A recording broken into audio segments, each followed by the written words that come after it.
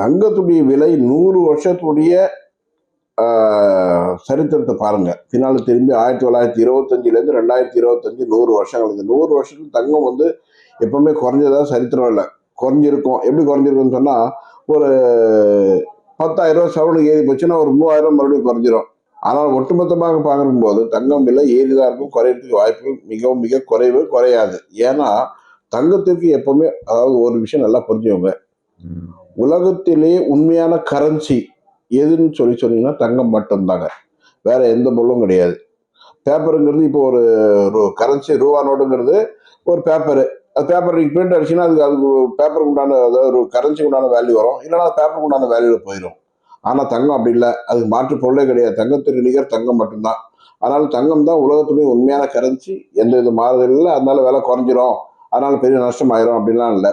ரெண்டாவது, தங்கத்தின் மீது முதலீடு செய்பவர்கள் நீண்ட கால முதலீடாக மட்டும்தான் பார்க்கணும். ஒரு ஷார்ட் டேர்ம் இன்வெஸ்ட்மெண்ட் அதை பார்க்கக்கூடாது. குறுகிய கால முதலீடாக பார்த்தீங்கன்னு சொன்னால் நிச்சயமாக அது வந்து சக்சஸ் ஆகாது. நீங்க நீண்ட கால முதலீடுனா குறைஞ்சபட்சம் ஒரு 3 வருஷத்துக்காக நீங்க வந்து அதில் முதலீடு வச்சிடணும். இப்போ இதே தங்கத்தில் வந்து நீங்க 3 வருஷத்துக்கு முன்ன தங்கம் வாங்கியிருந்தீங்கன்னு சொன்னீங்கன்னா 50,000 ரூபா அந்த அளவு தான் இருந்து ஒரு சவரன். நீ பார்த்தீங்கன்னா 74,000 ரூபா இருக்கு. ஸோ இது மாதிரி நீங்க நீண்ட கால முதலீடாக நீங்க பார்க்கும்போது தங்கம் ஒரு நல்ல லாபம் தரக்கூடிய ஒரு விஷயமா இருக்கும். அதனால தங்கத்தின் முதலீடு செய்பவர்கள் நீண்ட கால முதலீடுல மட்டும் பாருங்க.